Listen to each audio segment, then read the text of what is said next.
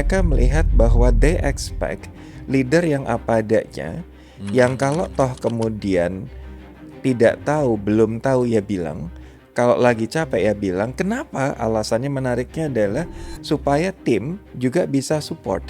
Ada kalimat yang mengatakan, leader sering overthinking karena timnya underthinking. Yang pertama adalah ajak mereka untuk question the unquestionable, think the unthinkable. Ada lagi nggak yang belum kita pikirin? Kadang-kadang tim kita itu dengan cepat masih asumsi dia udah gerak. Jadi kalau misalnya mau karirnya keren gitu, belajarlah untuk lead up, belajar untuk masuk di kepala leadermu. Alexander Sriwiono adalah human capital expert yang mengajarkan konsep positive vulnerability. Ia mendorong leader untuk jujur, terbuka, dan bertumbuh dari tekanan. Kuncinya, integritas, melakukan yang benar bahkan saat tak ada yang melihat. Baginya, leadership dibangun dari IQ, EQ, dan ESQ. Karena leader tangguh harus lengkap di semua level. Situasi layoff dan juga situasi-situasi yang tidak enak lainnya, buat saya as a leader tuh pegangannya 3. IQ, EQ, dan SQ. IQ adalah keputusan yang diambil benar secara hitung-hitungan dan logik. EQ adalah cara menyampaikannya. Sebagai strategic consultant, dia bisa melakukan hitung-hitungannya soal layoff dan seterusnya untuk efisiensi organisasi. Cara menyampaikan fine dengan leadership, tetapi SQ-nya dia gini, SQ-nya dia berontak, roar.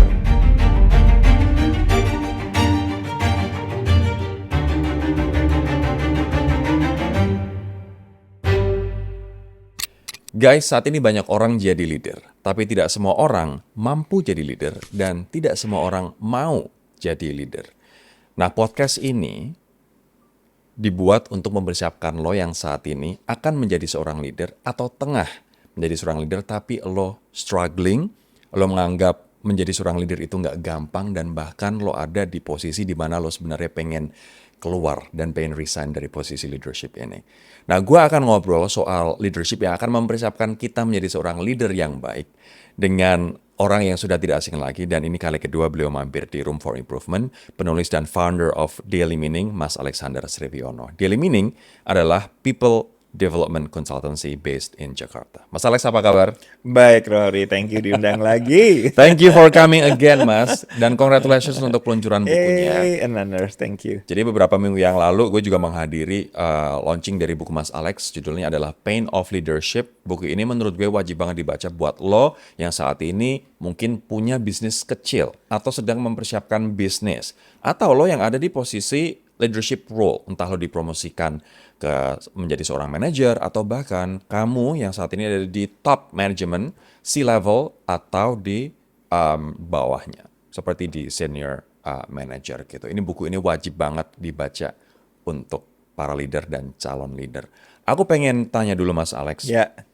Banyak orang bercita-cita jadi leader. Walaupun trennya saat ini Gen Z memilih untuk tidak ada di leadership role sebagian besar, karena mereka lebih menghargai work-life balance dan stress-free life. Gitu. Tapi banyak orang yang masih mengharapkan jadi leader. Begitu jadi leader, mereka nggak sadar ternyata, kok rasanya berat banget ya jadi leader. Yes. Apa hal terpenting yang tidak disadari orang ketika mereka menjadi leader, Mas? Ini menarik. Terutama pada saat tadi Rory bilang, dulu orang mau jadi leader dan kemudian ditanya mampu apa enggak. Semakin kesini, pertanyaan bahwa mau jadi leader apa enggak, itu lebih nggak ditanya, padahal tadi seperti disampaikan, banyak orang saat kemudian sudah mulai dipromosikan atau dipersiapkan, dia bilang gini, sebetulnya gue juga ragu-ragu jadi leader. Betul. Sebetulnya gue juga nggak mau. Dan pertanyaannya Rory tadi, sebetulnya ada, kalau kita lihat sejumlah shifting dari yang belum jadi leader, shiftingnya apa aja, Ror? Yang pertama adalah pasti responsibility. Saat belum mimpin, dia bertanggung jawab hanya pada dirinya. Kebayang nggak pada saat dia jadi leader, nggak bisa. Tanggung jawabnya adalah minimal pada yang dipimpin. Belum lagi kalau skopnya sudah pada organisasi, pada klien, dan seterusnya. Seberapa jauh burden itu, dia bisa lebih nyantai take it as a challenge, belum semuanya siap. Itu baru soal shifting responsibility. Shifting yang kedua adalah complexity. Semakin tinggi posisi seseorang, hal-hal yang berpengaruh itu akan semakin beragam. Oke. Dan ternyata tentunya nggak semua under controlnya dia. Saat dia masih jadi diri sendiri, individual kontributor, alah udahlah gue bisa ngontrol hari gue, yang penting gue bisa datang on time, ini dan seterusnya. Pada saat dia jadi leader, banyak hal sekali yang di luar kontrolnya dia. Itu yang kita bilang kompleksitas pun tambah banyak. Yang juga hidden, dan banyak orang yang bilang, aduh, shifting terkait dengan seberapa semakin terisolasinya kita pada saat kita semakin jadi leader. Orang semakin enggan, segan untuk lebih kontak kita dan seterusnya, dan that's why Kita jadi kayak istilahnya sendiri di sendirian. atas gitu. 3 hal itu yang kalau saya ngobrol dengan banyak leader atau yang mau jadi leader, itu yang biasanya paling mereka concernkan. Sorry tadi, berarti kesendirian, terus Kesendirian, kompleksitas, responsibility. responsibility. Itu yang paling tidak enaknya saat naik dari bukan jadi leader dan menjadi leader. Apalagi kalau misalnya buat teman-teman yang saat ini run their own business, Mas. Yeah. Bikin bisnis itu kan Yeah. juga leadership position gitu. Yes. Banyak mereka yang akhirnya nggak siap dan oleh keadaan dipaksa untuk siap. Ya, Mas melihat itu orang Yes. nggak siap dipaksa oleh keadaan Yeah. untuk jadi siap jadi Yeah. seorang leader. ini menarik. Ada 2 fenomena, Ror. Yang pertama adalah family business. Tidak semua family business itu menyiapkan generasi-generasi berikutnya untuk betul-betul, oke, sekarang saatnya kamu loh yang mimpin bisnis. Memang beberapa melakukannya. Contohnya adalah bahkan sejak awal pun sudah harus ngambil sekolah bisnis. Yeah. Pada saat balik, dia juga harus mulai di level yang mungkin tidak usah paling bawah, tapi middle, tetapi harus ngider, muter ke semua fungsi. Ada yang betul-betul sampai intens membuat journey-nya gitu. Tetapi juga ada family business yang kemudian tiba-tiba bahwa ayo pimpin nih sekarang gitu. Dampaknya seperti apa? Nah, saya melihat polanya adalah ini juga harus hati-hati saya menyampaikannya. Biasanya adalah generasi kedua dari family business itu lebih siap, Ror. Generasi Kenapa? ketiga. Karena dia melihat perjuangan keras orang tuanya. Tuanya. Tapi generasi ketiga itu lebih tidak melihat perjuangan keras kakek neneknya dulu, tapi bisnis itu udah jadi. Ya. Sehingga bahwa kesiapan mentalnya dia hanya melihat bahwa orang tuanya enak kok, gue juga pasti bisa gitu. Makanya banyak kepercayaan yang mengatakan di generasi ketiga bisnis banyak yang hancur. Yes, lebih karena kesiapan mental tersebut. Tapi fenomena yang lain lagi di luar family business adalah saat orang start their own business, tapi dimulainya dari passion. Misalkan ada orang yang suka fashion, dia suka ngedesain dan seterusnya. Gue mau punya butik, dan seterusnya. Ternyata pada saat dia mulai punya butik, punya banyak karyawan, dia harus bayar gaji, dia harus bayar pajak dan seterusnya. Dia bilang ini, gue menderita, gue gak suka yang kayak gini-gini. Itu yang kita bilang hati-hati antara apa yang menjadi passion, itu kan sesuatu yang dia inginkan. Tapi di balik passionnya itu pun juga banyak hal-hal yang harus dia lakukan. Manage orang, ngurusin gaji, pajak, ini dan seterusnya. Itu pun juga bagian dari leadership yang dia harus siap. Banyak hal yang tidak enak dan harus dan wajib yang juga jadi bagian dari perannya dia. Oke. Banyak leader yang merasa mereka harus terlihat kuat di depan tim, Mas. Ini khususnya leader-leader muda nih harus kuat harus terlihat kuat di depan tim. Tapi ternyata di dalamnya mereka tuh sedang merasa rapuh, mereka sedang ambiar, ada permasalahan keluarga atau permasalahan manajemen atau kerjaan yang sebenarnya mereka membuat mereka berontak gitu dan nggak kuat. Haruskah leader selalu terlihat kuat, Mas? Yes. Tadi soal apakah leader muda, sebetulnya ini juga terjadi pada leader yang senior loh, Ror. Oh ya. Karena kalau kita bicara, kan kalau bahasa Prancis itu kan kata-katanya ada yang feminin, ada yang maskulin gitu kan. Itu kalau dari kata. Tetapi kalau dalam konteks leadership sendiri, ada culture, dan terutama kalau kita bilangnya gini, leadership itu ranah culture-nya adalah culture maskulin karena mimpin. Culture maskulin itu apa? Bahwa harus kuat, nggak boleh ngeluh, nggak boleh nangis, nggak bisa nangis, ini dan seterusnya. Culture itu yang kemudian men-trap mindset bahwa ya harus kuat all the time. Padahal ujung-ujungnya leader juga manusia. Pada beberapa leader dan beberapa organisasi ini mulai dibikinnya lebih sehat, lebih apa adanya, bahwa leader juga human gitu, sehingga bahwa yang juga dibetulkan dalam buku Pain of Leadership ini bolak-balik diingetin Ror bahwa kita bukan superhuman, kita human. Sehingga bolehkah kita bilang, guys, gue nggak tahu jawabannya nih, kita cari sama-sama. Guys, hari ini gue capek banget lah, boleh kita sama-sama nggak fight untuk situasi ini? And that's Sebetulnya normal. boleh. That's normal ya. Benar. Tapi juga ada tapinya, Ror. Culture yang terbentuk di dalam tim dan organisasi seberapa matang. Leadernya sudah lebih apa adanya seperti itu as a human. Timnya yang nyinyir. Lah leader gua kok gitu. Lah kok gini. Ini buat saya harus the whole village, the whole organization punya concern yang sama untuk ngebentuk leadership dengan lebih sehat. Artinya membangun leadership yang sehat itu baik karyawan ataupun baik leadernya terlihat rapuh tuh nggak apa-apa, yuk kita selesaikan sama-sama dan mungkin ada sense of belonging ya, sehingga ketika Yes. ada orang lagi down, Yeah. part of that team, yang lain Yeah. akan bantu mengangkat. And that's okay to feel down. That's okay. Dan At some makanya point. ada riset yang menarik, Ror. Dan itu kaitannya dengan begini.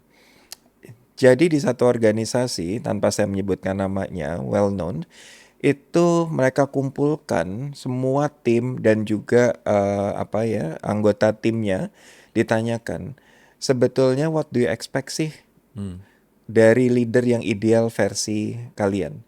Dan ternyata di organisasi tersebut mereka melihat bahwa they expect leader yang apa adanya, yang kalau toh kemudian tidak tahu, belum tahu ya bilang, kalau lagi capek ya bilang. Kenapa? Alasannya menariknya adalah supaya tim juga bisa support, supaya bisa juga naik kelas, level up, backup si leadernya. Itu buat saya organisasi yang cakep banget. Dan itu makanya diistilahkannya sebagai positive vulnerability.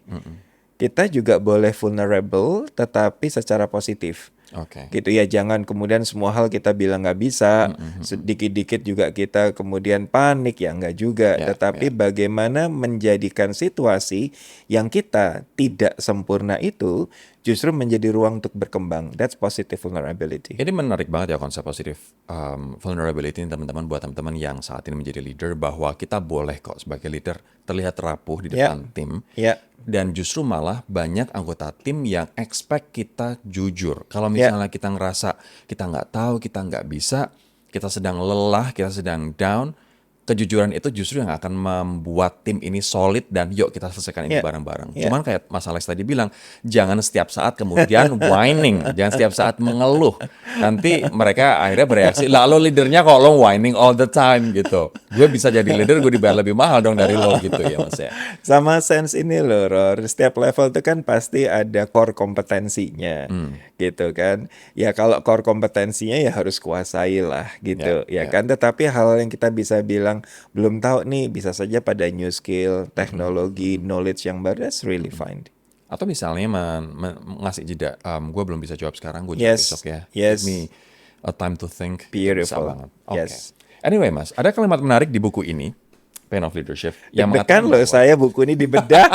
Dibedah, ya dong, harus dong. Terus begitu aku lihat dirimu buku ini dengan banyak positif gini. Belajar nih anak. Ini iya, tapi ini baru setengah Mas, aku belum selesai anyway. Tapi menarik banget sih. Thank Ini you. bermanfaat. Ada kalimat yang mengatakan, leader sering overthinking karena timnya underthinking. Itu kenapa bisa terjadi? Dan kalau misalnya timku, kalau aku ya sebagai leader, timku underthinking, Ya. aku akan overthinking sih. Jadi overthinking karena kerjaan, dan karena timku underthinking. Aku pun akan mengoverthinkingkan itu gitu. Karena kita nggak dapat backup dari mereka nih. Exactly, kok kayak Yes. gue sendiri yang Yes. berdiri di tengah Yes. samudra luas ini gitu. Kenapa itu bisa terjadi? Leader overthinking karena bawahan underthinking. Ror, itu tuh ya, itu saya memang bikin postingan di akunnya Pain of Leadership. Itu jokes ya, selain di dalam buku itu, yang kemudian lucu di depan, berat di belakang gitu. Dan ternyata jokes yang kenapa sih leader sering overthinking, itu kan juga beberapa hari lalu saya ada sesi untuk yang di corporate. Itu saya tanyain loh, Ror, ke audiens para leader. Dan itu jawabannya mereka bisa nebak banget. Kan saya tanya, ayo kenapa kita sering overthinking? Mereka, ya gimana nggak overthinking mas? Long timnya kita nggak mikir gitu kan. Oh, banyak leader yang ngomong kayak begitu. Ha-ha. Terus kemudian saya balikin, Ror. Tunggu, saya setuju, saya bilang. Tapi apa yang membuat bahwa tim underthinking? Ya kalau misalnya masalah dilahirkan ngok gitu kan dengan IQ berapa, itu adalah Nasib. potensinya dia. Tetapi seberapa jauh dalam proses dia jadi tim kita, kita pun ngajak mikir tim kita, ya, sehingga tidak setiap kali bahwa nggak kepikiran, ya udah kita yang mikirin, nggak kepikiran, ya udah kita yang nambahin, itu akan tiring. Makanya kemudian saya encourage untuk melakukan 3 hal, Ror. Saat diskusi sama tim nggak kepikiran satu angle tertentu, tidak kepikiran menyampaikan informasi tertentu, dan seterusnya. Yang pertama adalah ajak mereka untuk question the unquestionable. Maksudnya? Ayo nanya apa aja, coba kira-kira, nanya, daripada kalian udah mulai gerak, terus tiba-tiba salah sasaran yang dikerjain sia-sia. Tanya dulu gitu. Seberapa kita mengencourage tim untuk bertanya, gitu. Yang kedua, saya suka dengan istilah, jadi question the unquestionable, think the unthinkable. Ada lagi nggak yang belum kita pikirin? Coba deh ulik datanya. Dan yang terakhir adalah challenge assumption. Kadang-kadang tim kita itu dengan cepat menjadikan hal yang bukan fakta menjadi fakta. Masih asumsi, dia udah gerak, ini emang gini nih, kliennya minta gini. Tunggu, kliennya memang betul ngomong gitu atau itu asumsimu? Dan ternyata Bisa jadi masih asumsi kan. Sehingga saya bilang, kalau tim underthinking, coba lakukan 3 hal itu. Ajak mereka untuk question the unquestionable, think the unthinkable, and challenge assumption. Hopefully mereka nggak underthinking lagi in the near future. Tapi selain underthinking juga less initiative. Gimana caranya menghadapi anggota tim yang nggak punya inisiatif dan akhirnya kok pemimpinnya yang mikir terus gitu, Mas? Ya. Nah, saat kita bilang nggak punya inisiatif, itu kan kondisi ya, Ror. Nggak punya inisiatif ini apakah karena dia tidak bisa relate dengan kemampuan? Dia tidak tahu caranya untuk dia menyampaikan inisiatif? Atau yang ketiga, dia tidak mau berinisiatif? 3 hal ini tentunya di approach-nya berbeda, ya kan?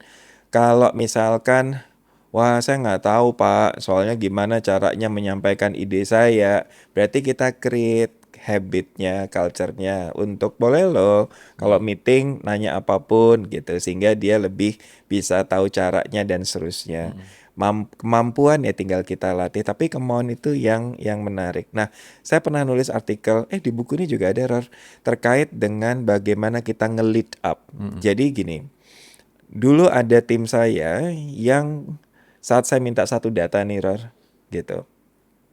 Sebutlah namanya Dika. Dik, Bapak minta dong data ini, tolong kirimin via email. Terus dia bilang, Bapak, mungkin Bapak belum buka, dia sangat sopan, belum buka email, data udah tak kirim Pak. Oh oke, my bad, aku cek email ya, gitu. Beberapa kali situasi itu konsisten, Ror.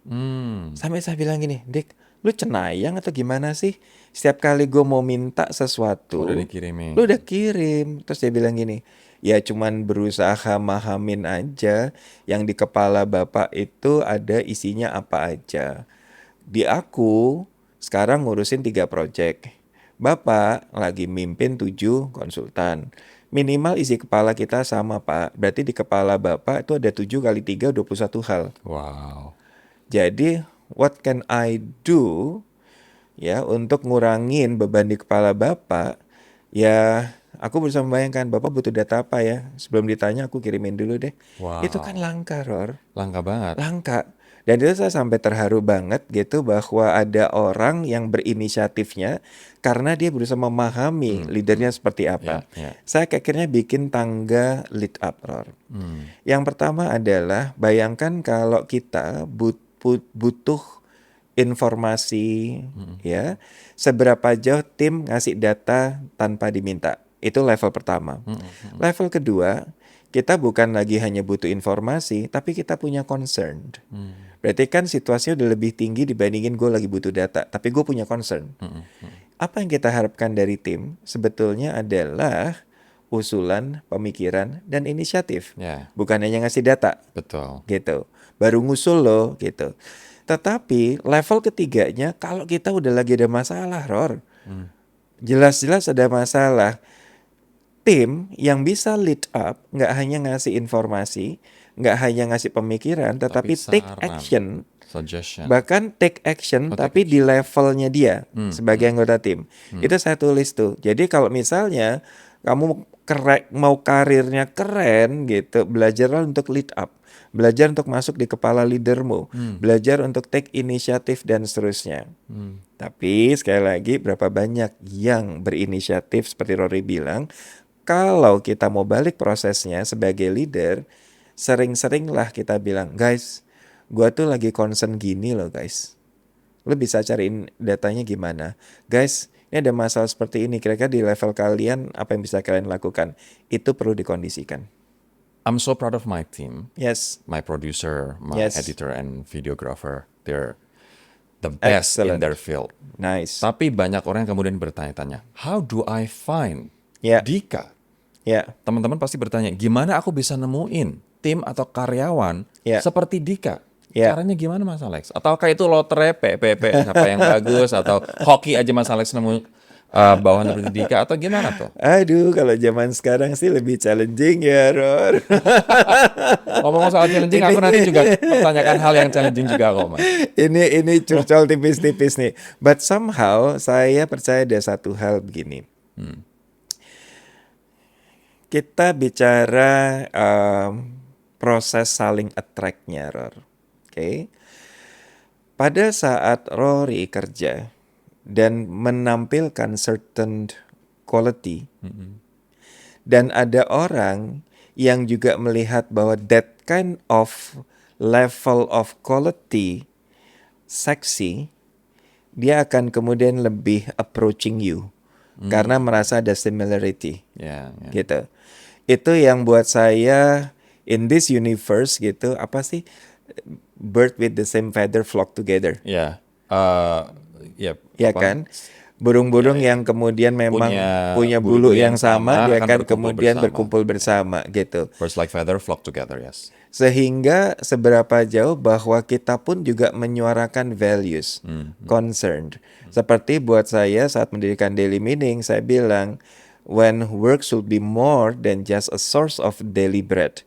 That's attract so many young people yang memang bilang gini, gue kerja nggak nyari hanya sekedar gaji, gue nyari value dan seterusnya. Yes. That tagline yang memang kita taruh di website, di name card, di mana-mana, di sosial media, attract people with the same values. So the purpose. Yes, itu baru buat saya jawaban pertama dari yang ditanyakan Rory. Dan jawaban kedua saya adalah seberapa proses kita seleksi rekrutmen itu mencerminkan what matters most buat kita. Kadang-kadang kan orang hanya mencocokkan ada orang bagus, gaji cocok, masuk. Yoi. Buat saya tunggu dulu nih gitu. Apa yang penting bagi kita, tanyain, saling double check supaya jangan sama-sama kucing dalam karung, supaya jangan udah jalan bareng 2 bulan 3 bulan ternyata nggak cocok. Jadi memang harus put effortnya di awal untuk satu, hopefully kita attract the right people. Secondly, ya jangan assuming, ya kita harus double check apakah betul dia the right people. Ngomong-ngomong soal challenge dan sedikit curhat Mas, aku juga pengen Yes. cerita bahwa mungkin ini juga tidak hanya dialami oleh aku, Ya, tapi aku yakin dialami oleh banyak orang di Ya. mana kita sudah groom ya, seseorang, anggota Ya. tim kita sudah fasilitasi, Yes. kita sudah sekolahkan bahkan, Yes. kita kasih training yang mumpuni, kita ajarin tekniknya, although sometimes in a hard way. yes, Tapi ketika ada satu situasi di mana bawahan kita ini melakukan kesalahan dan Yeah. kita keluar kata-kata yang sebenarnya Yeah. tidak secara langsung. Kalau Yeah. dalam kasusku adalah Yeah. aku bahasa WhatsApp Yeah. kan agak tricky kan. Yeah. Aku bilang ini kesalahan ya, bodoh, ya, ya, benar-benar bodoh. ya, Kesalahannya yang bodoh, not yes, the person bukan who made the orangnya. mistake. Anggota tim ini Ya, mengartikannya bahwa dia yang dikatakan bodoh. bodoh. Dan dia bilang bahwa ibu saya saja tidak pernah Ya, bilang seperti mengatakan itu. saya bodoh. Mas, dulu Ya. zaman aku waktu awal-awal jadi reporter di Metro TV, aku dikatain babi, Ya. hewan-hewan kebun binatang sama Ya, pimpinanku. ya, Ini tim aku juga wartawan, mereka juga Ya. mengalami hal yang sama. Itu hal yang biasa. Ya, Tahun ya. 2010-2011 Ya. dikatain babi, Ya. kau Ya. gimana sih lo Ya. bego, gitu-gitu hal yang biasa. Ya. Cuman sekarang dengan perubahan zaman aku sudah menghaluskan. ya, Ini kesalahan bodoh. ya, Lah kok masih tetap resign Mas. After all that I've given, ya, we have built Ya. together, Ya. kok ya tetap resign. Yang salah akunya atau apa sih Mas yang salah Mas Alex? Situasi ini izinkan saya menjawabnya bukan dalam konteks salah benarnya, tetapi situasi ini memang kompleks banget, Ror. Oke. Satu, soal zaman tadi Rory udah bilang. Dulu leader itu mulutnya bahkan nggak pakai ayakan pun juga fine-fine aja.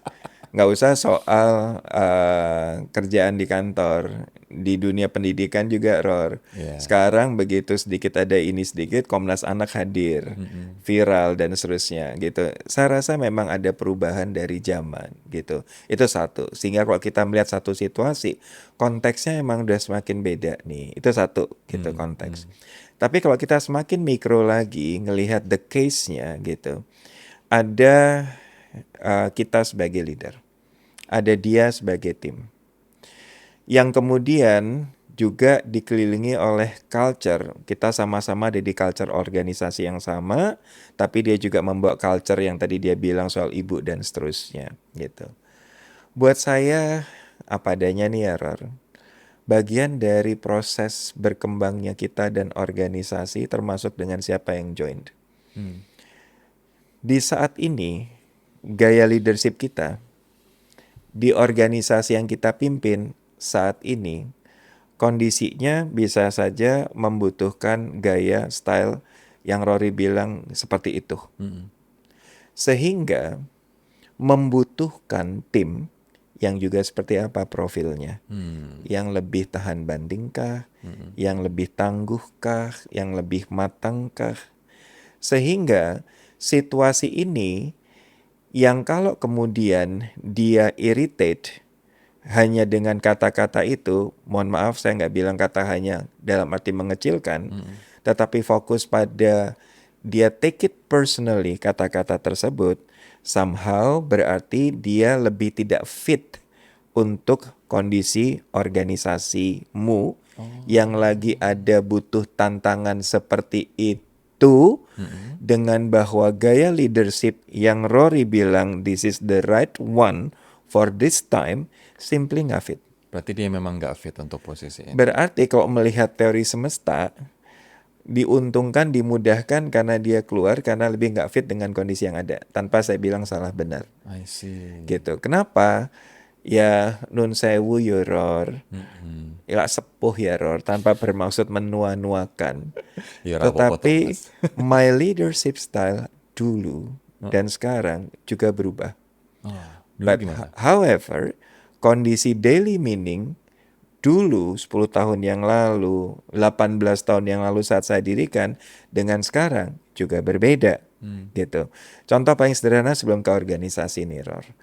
Naik kapal Pelni. Alexander yang muda. Naik kelasnya nggak kelas 1, Ror, tapi nggak di ekonomi, naik kelas 2. Oke. Dinner. Saya pakai celana bermuda. Oke. Dengan pengetahuan saya bahwa celana bermuda untuk pelayaran adalah hitungannya termasuk sudah formal. Profesional, ya. Oke.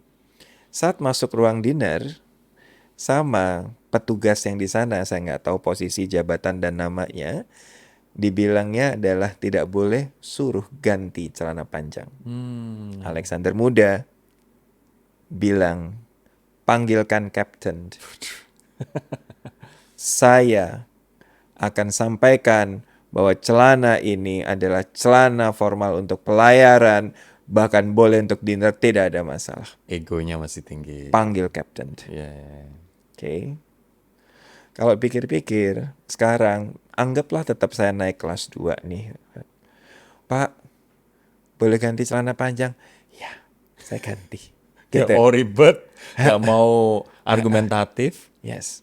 Jadi somehow apa yang kita juga pentingkan, pegang teguh dengan cara seperti apa, itu pun juga berubah sesuai zaman.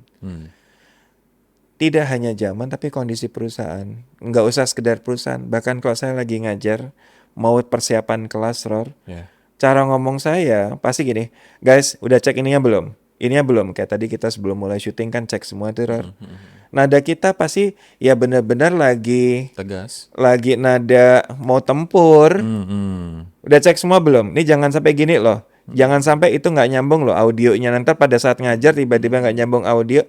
Terus kalau ada anggota tim yang, Bapak kok gitu sih, kok ini semuanya, it means dia nggak fit Iya. untuk tipe kerjaan seperti ini. Iya, iya. Akhirnya cara saya melihatnya itu, Ror. Sehingga semesta memberi hadiah padamu in that real situation adalah kalian dipisahkan. Iya. Dengan cara seperti apapun, hanya jangan diambil sufferingnya. Betul. Tapi aku juga melihat bahwa dengan anggota tim ini nggak ada Yeah. dan ternyata aku bisa survive tanpa posisi ini, Yeah. aku sekarang malah bersyukur Yeah. karena ternyata tanpa posisi itu aku tetap Yeah. bisa survive as a leader. Yeah. Aku hemat, nggak Yeah. ngeluarin gaji untuk posisi Yeah. itu dan tetap Yeah. bisa kok kita jalan Yeah. dan we're doing fine. Iya. Gitu. Yeah. Tapi ya Proses. aku sih menyayangkan ke Yeah. mungkin ini teman-teman juga banyak Yeah. yang ada di posisi aku ya Mas saat Yeah. ini. Kita menyayangkan karena kita udah invest banyak di Yeah.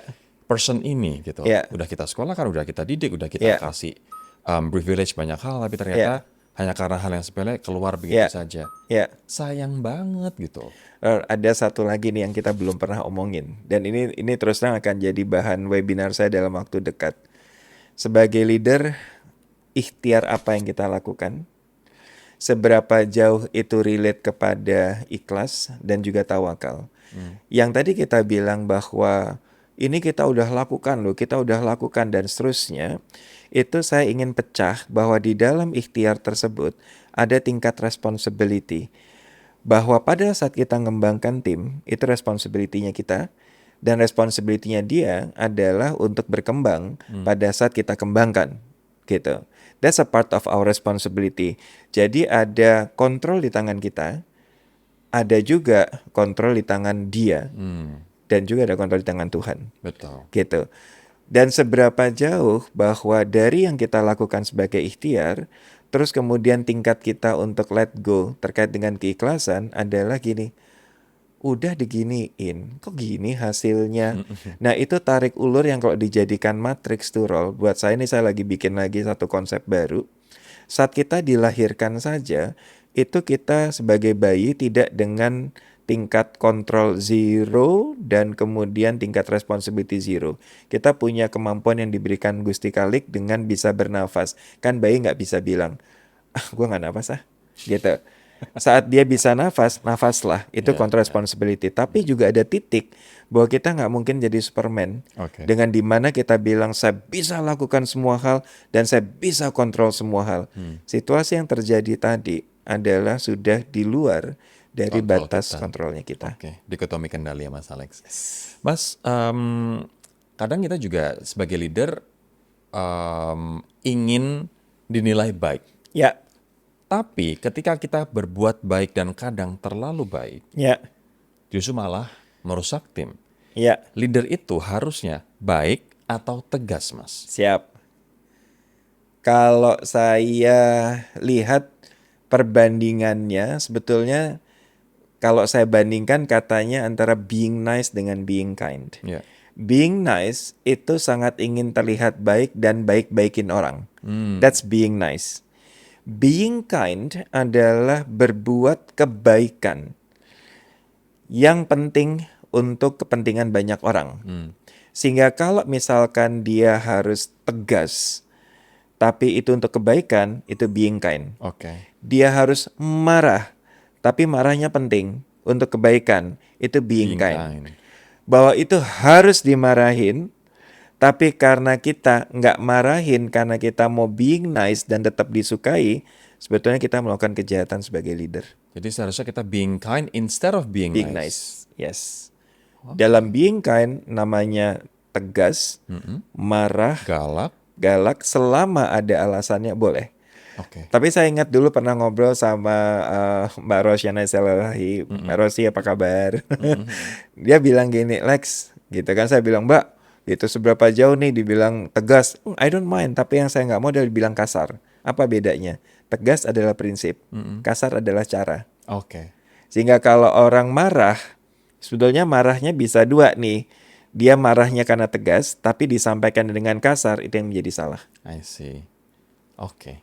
Jadi yang penting adalah being kind dan apapun cara yang dilakukan asal tidak kasar Dan untuk kebaikan, untuk kebaikan, being kind is Being okay. kind, yes. Yang nggak boleh adalah being nice, Yeah. tapi simply hanya ada di tataran Yeah. artificial atau Yeah. permukaan aja. Oke. Nah ini satu hal yang kemudian bikin leader sakit hati, Mas. Yeah. Setelah tadi being kind dan versus being nice, adalah ketika dia diomongin di belakang. yes, Di depan dibaik-baikin, Yeah. tapi di belakang diomongin oleh timnya atau Yeah. karyawannya. ya, Kalau aku sudah Yeah. melatih diriku untuk ya, whatever people say about Yeah. me, I don't care. Yeah. Karena aku tahu tujuannya dan it's whether you can follow the direction of the ship, yes, arah dari kapal ini atau enggak. Dan Yeah. orang itu akan terseleksi sendiri. ya, Nah, tapi aku yakin juga banyak yang tidak atau belum punya prinsip seperti ini, Yeah. Mas. Gimana caranya biar kita Yes. tidak sakit hati ketika kita diomongin Yeah. di belakang, tapi kita juga tidak membalasnya dengan hal yang toksik. ya. Somehow kok saya tiba-tiba keinget soal integrity dan leadership. Keterkaitannya apa, Ror? Ada yang mendefinisikan bahwa integrity itu adalah melakukan sesuatu yang benar, bahkan tanpa ada orang yang melihat. Leadership buat saya adalah the real leadership.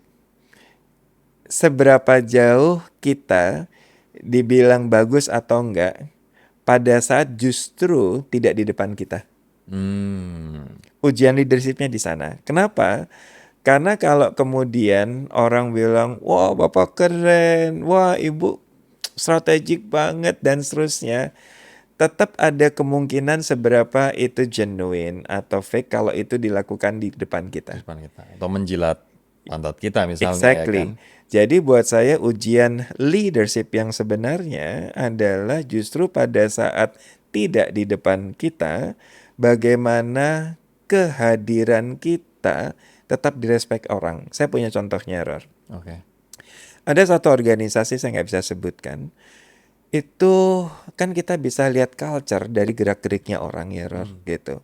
Saya melihat bahwa very nice, very positif gitu ya, respect each other di dalam meeting juga gitu. Orang terlihat sigap, tidak buru-buru lari ke sana kemari, tapi juga tidak lelet dan seterusnya di meja kerja kelihatannya seperti apa. Itu buat saya kayak potongan-potongan puzzle yang buat saya gini, ini culture-nya kok cakep banget ya. Terus saya tanya sama HR-nya, yang paling gampang, kalau soal absen, kehadiran, ini pakai apa ya di perusahaan ini? Terus dia bilang, oh kita nggak ada, kalau zaman dulu kan absen sistem ceklok ya, Ror. Iya, kalau sekarang pakai fingerprint. Fingerprint atau apa. Mereka bahkan nggak pakai sistem absen. Oh, Terus kemudian saya tanya dari tingkat resign, berapa persen dan seterusnya, sangat kecil. Hal-hal yang saya bilang kok bisa gitu. Ternyata foundernya gitu ya, itu mencontohkan segala macam hal itu. Sampai gini, orang kok terlambat meeting itu nggak enak dengan sendirinya karena si bapak itu sangat udah on di time. situ. Bapak udah on time sekali. Bahwa bapak itu pagi-pagi udah rapi dan menyapa semua orang. Sehingga contagious in a positive way, orang juga kemudian pagi-pagi saya terlihat segar dan kemudian saling sapa dan seterusnya. Yang paling menarik event, the founder itu sudah tinggal di Australia saat itu dan culture-nya menetap seperti itu. Wow.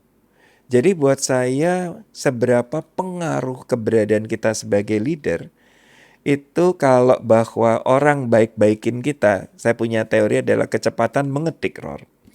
Saat ada leader di depan kita, kecepatan mengetik 100 km per jam. Saat leader sudah lebih 5 meter jaraknya, kecepatan mengetik 50 km per jam. Saat leader sudah meninggalkan ruangan 0 km per jam. Berhenti. Si kucing udah nggak ada nih gitu kan. Berarti kita ditakuti bukan disegani. Oke. Jadi buat saya sebetulnya let's say, mohon maaf apa adanya buat yang masih sakit hati, kalau ternyata kita diomongin di belakang ya, seberapa jauh bahwa apa yang kita lakukan, kita katakan, kalau yang kemudian diomongin benar, jadikan sebagai feedback. Ya. Kalau yang diomongin nggak benar, itu pun juga bisa sebagai pertanyaan buat kita sebagai leader. Kenapa ya kok kita diomongin yang nggak benar itu? Kenapa kita dipersepsikannya B padahal kita A? Itu pun juga bagian dari PR-nya kita sebagai leader. Walaupun juga ya jangan ngurusin omongan semua orang. Ya, Itu sih. Kita tetap harus filter ya, Mas. Mana yang Yes. bisa kita jadikan sebagai Yes. sumber perbaikan, Yes. mana yang kita cuekin aja. Yes. Gitu. Aku pengen lanjut, ada bagian menarik dari buku ini, Mas, Ya. yang mengatakan bahwa kebutuhan dasar versus realita dari seorang leader. Yes. Kebutuhan dasarnya, Ya. ternyata leader itu butuh disukai. Yes. Tapi realitanya yang dialami oleh seorang pemimpin, tidak semua orang akan menyukai kita, Ya. dan situasi tertentu memang akan berisiko membuat kita tidak disukai. Yes. Mas melihat nggak, kadang-kadang orang nggak siap untuk nggak disukai ketika jadi Iya. leader. Iya. Efeknya apa? Yang tadi kolom pertama itu kan basic human needs. Kolom keduanya kan realitanya. Nah sekarang pada saat kita jadi leader, semakin pertanyakan gitu motifnya kita, purpose-nya kita apa. Kalau kemudian purpose-nya kita adalah disukai, being popular dan seterusnya, as a matter of fact pada saat kita bikin decision, dan decision itu ternyata bisa saja tidak menyenangkan semua orang gitu. Lah kalau kemudian purpose-nya kita adalah untuk disukai, kita akan menjadi leader yang people pleaser. Seberapa jauh itu bahaya. Jadi buku ini mengingatkan memang wajar as a human kita punya basic human needs. Tetapi be ready dalam posisi sebagai leader nggak semua terpenuhi. Yang paling sederhana, Ror, leader itu kan sebetulnya juga bisa pada siapa saja termasuk seorang ibu gitu. Ibu sebagai manusia pasti pingin sehat, ya, pingin stamina dan seterusnya. Dan pada saat sebetulnya dia sudah sakit, ibu itu adalah orang yang paling terakhir sakit dalam keluarga karena dia harus ngurusin anaknya, suaminya, dan seterusnya. Pinginkah dia untuk, aduh, boleh nggak saya istirahat? Ada kebutuhan untuk dia istirahat, tapi somehow dengan perannya dia sebagai leader di dalam keluarga, saya nggak boleh sakit. Saya sakitnya kalau toh sakit belakangan, anak-anak sehat dulu. Itu yang kita bilang antara needs and reality, leadership seberapa bisa accept bahwa tidak semuanya bisa terpenuhi. Ada juga yang poin kedua, merasa diri mampu. Yes. Bahkan kadang-kadang sebagai leader, gue bisa kok. Ya. Gue bisa kok. Ya. Gitu. Tapi realitanya, Mas, ketika harapan kita atau kebutuhan kita adalah merasa diri mampu, kok target tim tidak tercapai, Ya. dan anggota tim resign dan kita dianggap gagal sebagai Ya. pemimpin, Mas. Ya. Apakah perasaan itu normal, Mas Alex? Normal sebagai manusia. Tetapi seberapa jauh situasi itu, misalkan tidak mencapai target, itu kan situasi nggak enak, Ror, itu pain. Tetapi bahwa bergeser menjadi sebuah suffering, kalau kita bilang, iya saya nggak ada yang support, makanya kemudian hasilnya gini. Iya bahwa saya dijadikan korban dalam situasi ini, padahal saya mampu sebetulnya. Iya ini cerita dan pemaknaan itulah yang pada saat basic human needs yang tidak terpenuhi, dragging kemana-mana, Ror. Itu yang kemudian diingatkan dalam buku ini untuk jagain ya. Saat kemudian situasi tidak sesuai dengan ekspektasi dan kebutuhan kita, accept. Tapi dengan cara yang lebih benar gitu. Itu sih wajar. Tapi ya jangan dibawa kemana-mana. Jangan sampai kita self-blaming sendiri. Exactly. Ya kalau namanya target nggak tercapai, nah ini saya juga senang nih menemukan ada satu term yang buat saya penting. Apa bedanya guilt and responsibility? Guilt, orang tuh dipenuhi dengan rasa bersalah dan dia selalu melihatnya apa yang sudah terjadi. Coba saya begini, coba saya lebih begini, coba waktu itu yang saya lakukan begini. Hari-harinya dipenuhi dengan guilt. Tapi kalau hari-harinya dipenuhi dengan responsibility, saat target tidak tercapai, apa yang dia bilang? Oke, berarti hari ini dan besok yang coba gue lakukan dengan cara berbeda seperti ini. Itu keren. Jadi seberapa jauh saat situasi tidak ideal terjadi, apakah kita dipenuhi dengan guilt atau responsibility? Oke. Nah sekarang aku pengen ngebahas soal menjadi tega sebagai seorang leader, Mas Alex. Ya. Ketika tim dilihat oleh seorang leader tidak mampu melakukan, Ya, kadang-kadang instead of memberikan guidance, leader suka udah deh sini terjun langsung biar segera beres. ya, Karena dia pengen hasilnya bagus, Ya. apalagi kalau leader ini perfeksionis gitu. ya, Nah, apakah salah ketika leader terlalu banyak intervensi dan turun ke bawah untuk akhirnya membenarkan atau Ya. mengkoreksi suatu kerjaan biar cepat beres? ya. Atau apakah itu hal yang normal aja Ya. sebenarnya dalam dunia kerja? Dan kapan Ya, leader harus tega? Lo Ya. berdarah-darah, lo terkapar-kapar, nggak Ya. apa-apa, yang penting lo belajar dan akhirnya lo bisa benerin. dalam situasi pada umumnya, dua hal intervensi itu dibenarkan. Satu adalah sudah sangat-sangat mendesak, urgent. Yang kedua adalah yang tingkat resikonya besar. Di dua situasi itu, leader melakukan intervensi supaya kemudian tidak lewat dari waktu karena sudah sangat mepet atau bahwa berdampak fatal, itu boleh. Tetapi kalau dia turun karena egonya, karena standar perfeksionisnya, sementara masih ada waktu yang cukup untuk mengempower, menggroom tim, dan ruang untuk mencoba yang bisa ada kemungkinan salah, jangan kecepatan. Kenapa? Kalau kita kecepatan turun, ya, dan tingkat capek yang kita rasakan di awal tahun adalah misalkan segini gitu. Dengan pola yang kita lakukan sama seperti itu di akhir tahun, tingkat capek kita ya podor. Karena kita nggak pernah ngembangin tim. Kita nggak pernah memberikan ruang untuk tim boleh salah dan belajar. Dan kita juga tidak memberikan ruang pada kita sebagai leader untuk accept that failure. Sederhananya kalau misalnya sebagai orang tua, pada saat anak itu pertama kali mulai sekolah tuh umur piro sih? Sekarang tuh 7. paut itu Ya, tuh mungkin 5. 5. gitu ya. Itu kan ada tahapannya ya, Ror, gitu. Awalnya dia di pautnya itu 2 jam, 3 jam. Itu orang tua juga belajar loh. Belajar melepaskan bahwa anak tidak lagi di dalam pandangannya dia. Saat mulai masuk SD sudah lebih lama lagi tidak dalam pandangannya dia. Belajar untuk lebih melepaskan anak berangkat sekolah sini dan seterusnya. Leader juga sama. Ya. Pada saat ada project, seberapa aja ada kegagalan, leader juga belajar secara mental. Timnya gagal nih. Gue sebagai leader juga kurangnya di mana ya, itu proses belajar banget gitu. Jadi buat saya, kalau masih ada space, ruang dan waktu, berikanlah situasi untuk berani belajar salah dan seterusnya. Tapi kadang-kadang kita manusia juga kadang-kadang gemes masalahnya. Iya, Walaupun masih ada waktu, iya, gemes. Kok iya, begini aja nggak beres-beres? iya, Kok begini aja bisa iya, salah sih iya, gitu. iya, Biar rasa gemes ini nggak ngacak-ngacak iya, iya, tim buildingnya, iya, tim developmentnya. iya. Gimana caranya? Ini pengalaman pribadi ya, Ror. Saya belajar meredefine perfeksionis menjadi optimal. Oh, Saya terus terang juga bisa di level yang gregetan karena standar yang tinggi dan saya sangat detail dan seterusnya, dengan bahwa saya bilang standarnya itu begini gitu. Dan ternyata yang stres tidak hanya mereka, saya pun juga stres. Sehingga saya mulai belajar gini, optimal. Optimal berarti melakukan yang terbaik dari yang mungkin. Dan itu yang harus fair untuk dilihat kedua belah pihak. Misalkan begini, guys, ini masih belum oke proposalnya. Sore ini kamu masih punya waktu berapa lama? 2 jam. Lakukan yang terbaik dalam 2 jam. Gitu. Misalkan ditambah dengan proposal ini harus sampai ke klien kapan? Besok jam 12. Oke.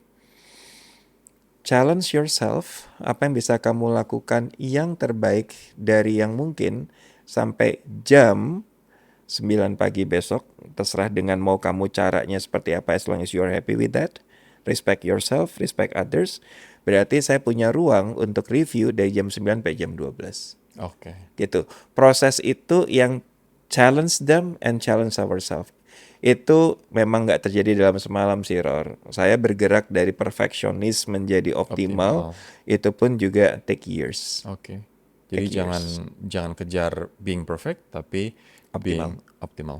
Kalau nggak sakit jiwa, Iya, Ror. iya. Dan kadang-kadang Capek. ketika kita sebagai leader yang perfeksionis, kita Yes. capeknya karena pressure dari diri kita sendiri, Mas. Yes. Dan itu nggak ada habisnya, being Yes. perfect itu nggak ada habisnya. Dan yang sering kali bikin kita warasnya teruji adalah kita udah kerja dengan standar kita. Rory juga pasti akan sering ngalamin. Pernah nggak ketemu orang yang dodol banget standarnya, Rory? Iya, benar. Dan itu mempengaruhi the end result. Pernah. At the end of the day kan kita kerja nggak sendirian.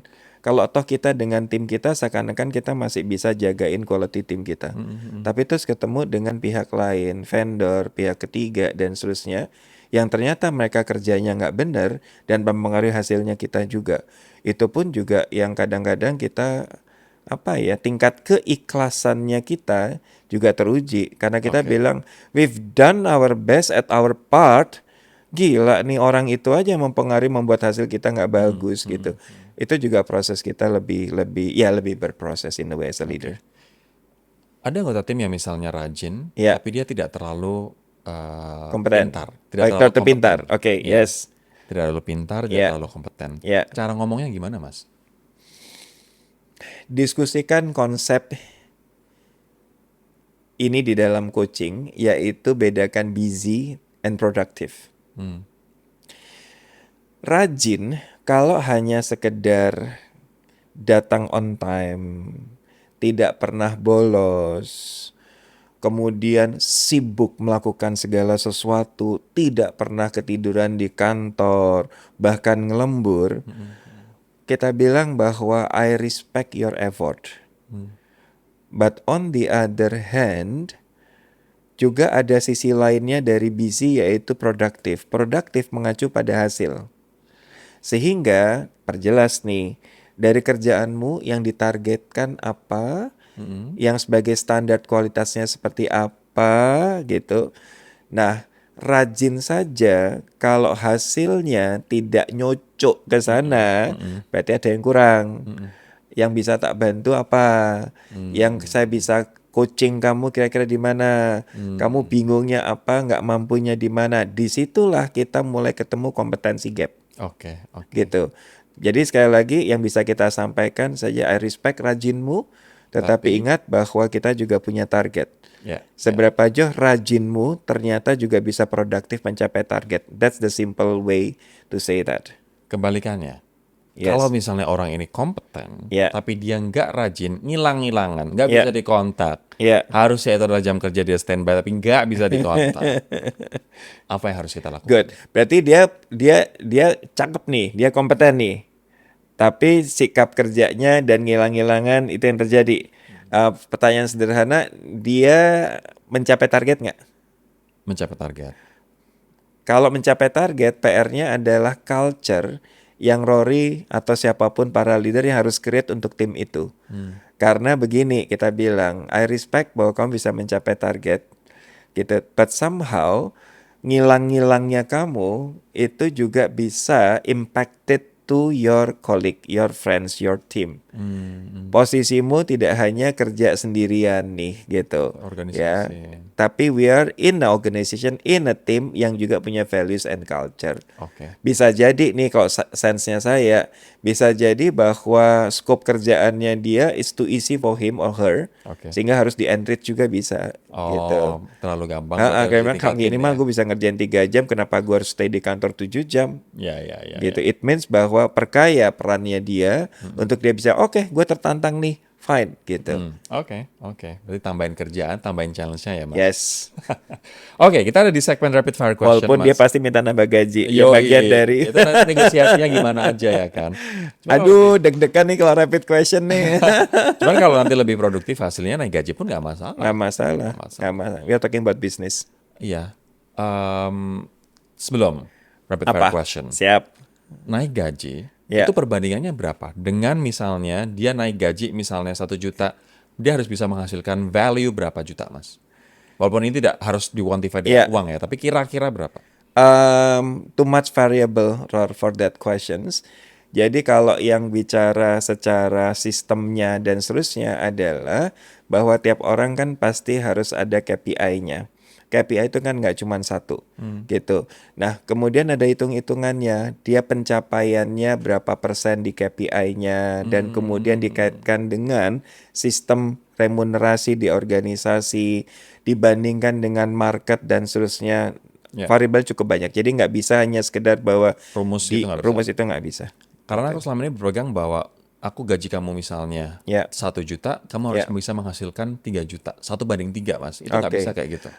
If that is your leadership style and it works, do it. Gitu. Tetapi bahwa kalau ditanyakan secara pakem di organisasi, sistemnya adalah berdasarkan KPI, pencapaian targetnya, dan kemudian ada hitung-hitungan untuk salary increment dibandingkan market. Itu kalau yang kita bicara hitung-hitungan yang benarnya. Tetapi bahwa kalau to simplify with your leadership strategy, when it works, go for it. Ya, oke. At the end of the day, kita sebagai leader juga harus jadi diri sendiri dan Yes. percaya pada our leadership style. Yes. Rapid fire question. Kepemimpinan dalam satu kata apa, Mas? Tanggung jawab. Tanggung jawab. Lebih sulit mana, Mas Alex, mengatur tim yang terlalu kritis atau tim yang terlalu diam? Terlalu diam. Why? Kalau terlalu kritis kita masih bisa tahu apa yang dia nggak happy, yang dia pertanyakan dan seterusnya. Kalau diem itu kan misteri banget, Ror, gitu. Apalagi kalau diemnya ngoh ya, Mas. Boleh saya jawabnya dengan ketawa diplomatis saja? Boleh. Hahaha. Ketawa korporat ya. Pilih mana? Pemimpin yang perfeksionis tapi galak atau pemimpin yang santai tapi target sering meleset, Mas Alex? Yang pertama, Perfeksionis tapi galak. I'm fine dengan leader yang galak dan perfeksionis, bukan karena saya merasa yang sama, tetapi at least bahwa we are talking about the thing yang bisa kita fokusin sama-sama. Tapi kalau yang tadi apa, santai, Santai tapi target meleset. target meleset, terlalu banyak variabel yang nggak jelasnya juga gitu loh. Dan mungkin kita nggak bisa belajar dari dia. Iya, kalau dia perfect, misalkan dia perfeksionis dan targetnya gila-gilaan, dia bilang 170, saya punya hitung-hitungan saya bahwa 170 lebih nggak doable, tapi saya punya hitung-hitungan 150, misalkan gitu. Saya masih bisa fight untuk itu. Oke. Leader harus lebih banyak tegas atau empati sih, Mas? Ini harus milih ya. Karena buat saya ini sebetulnya kembali bukan dikotomi, matriks bahwa kita harus balance antara challenge dan support. Oh, Gitu. Jadi memang untuk ini I refuse to answer. nggak bisa dipisah. Nggak bisa dipisah, harus balance. Pilih tega melihat tim gagal atau lelah karena ambil alih tugas mereka. Tega melihat tim gagal, karena itu adalah penting. Oke. Satu kualitas yang harus dimiliki Gen Z kalau mau jadi leader yang berkelanjutan. Gen Z untuk menjadi leader berkelanjutan buat saya adalah curiosity. Curiosity. Dia harus curious, jangan merasa tahu semua hal. Karena pada saat ternyata ada yang dia belum tahu, dia akan cari tahu. Itu pun juga menjadi leader yang akan selalu updated dengan tantangan, dengan zaman dan seterusnya, dan grounded. Curiosity membuat dia akan grounded. That's very well put, Mas. Curiosity itu jarang banget aku dengar Yes. sih, dan itu penting banget Yes. buat saya. Karena ya kita harus mengakui Gen Z mereka tech savvy, Yeah. social media savvy, Yeah. merasa tahu segalanya Yeah, kadang-kadang, yeah. dan being curious and humble at the same time itu yang Yes. akan membawa kita jauh. Yes, agree. Lebih baik jujur, terakhir nih untuk rapid fire. Lebih baik jujur tapi menyakitkan atau diam demi menjaga stabilitas tim. I used to be the second one, but now I'm the first one. Oke. Kenapa? Dulu saya sangat jagain harmony. Ini agak kontras bahwa seharusnya tambah umur bukannya nyari harmony ya. Tetapi karena sejalan dengan waktu peran saya semakin tidak mudah as a leader, Yeah. saya merasa bahwa being blunt tetapi bahwa itu untuk kebaikan itu sebetulnya juga penting daripada saya being nice, baik-baikin orang dan ternyata itu juga tidak bagus buat dia. Mungkin dengan bertambahnya usia, yang kita cari adalah inner harmony kali, Mas.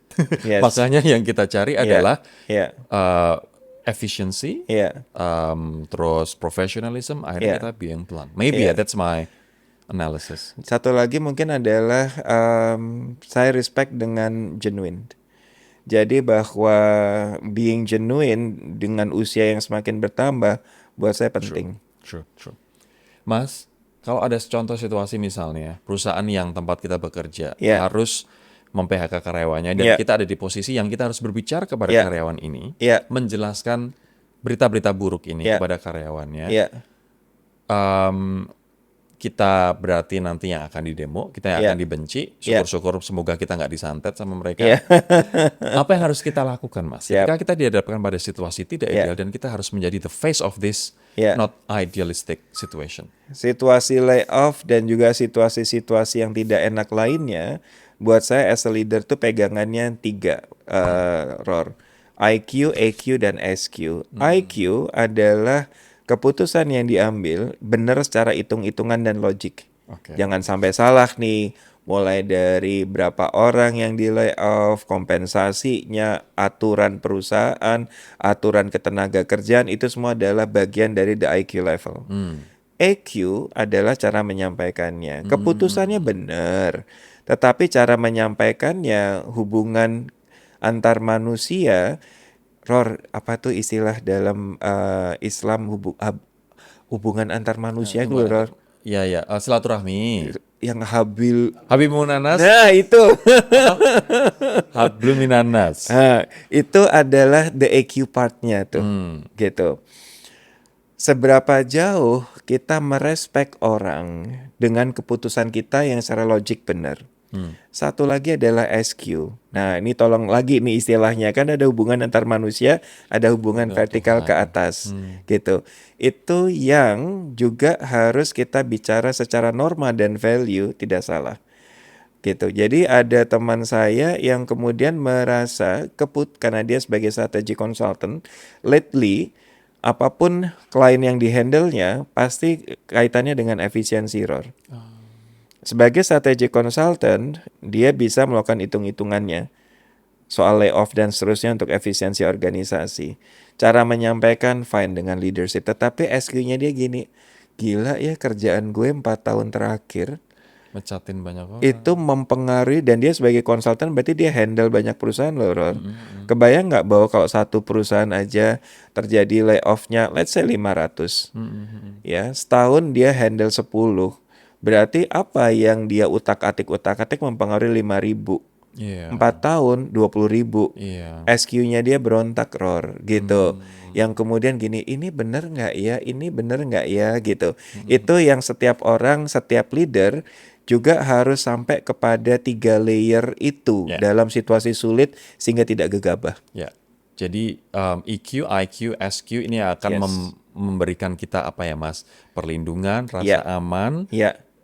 dan juga ketenangan dalam menyampaikan Yes. situasi tidak ideal. Yes. Terakhir banget, Mas. Opo. Ini pesan untuk generasi muda Ya. yang entah ada di posisi leadership baru-baru ini Ya. atau sudah lumayan lama, Ya. dan orang yang bangun bisnis sendiri Ya. dan akhirnya harus menjadi seorang leader. Ya. Apa aku pantas sih Oke. jadi leader? Aku bisa nggak sih ini aku Oke. jadi leader? Oke. Mereka ada keraguan seperti itu. Apa yang pengen kamu Oke. sampaikan, Mas Alex? It's a lifelong learning process as a leader. Bahwa di setiap fasenya pasti ada yang kita belum bisa.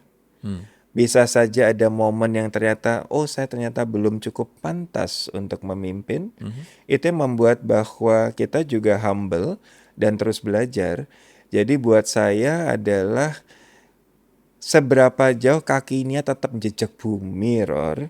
Dengan bilang bahwa tidak hitam atau putih, saya bagus atau nggak bagus, pantas atau nggak pantas, ada bagian dari diri saya yang sudah pantas untuk menjadi leader. Ada bagian dari diri saya yang masih harus dibenahi karena belum sepenuhnya pantas sebagai leader. Dan itu adalah a lifelong journey.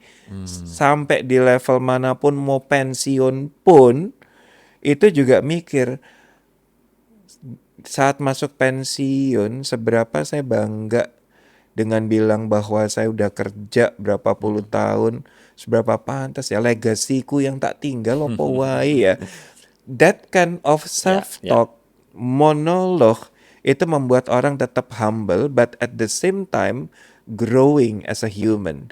Jadi ini lifelong journey, Yes. lifelong learning, dan memang tidak ada leader yang sempurna juga ini, Gak ono. Mas, Opo? sithik lagi. Tapi kapan kita bisa mengatakan aku siap jadi leader?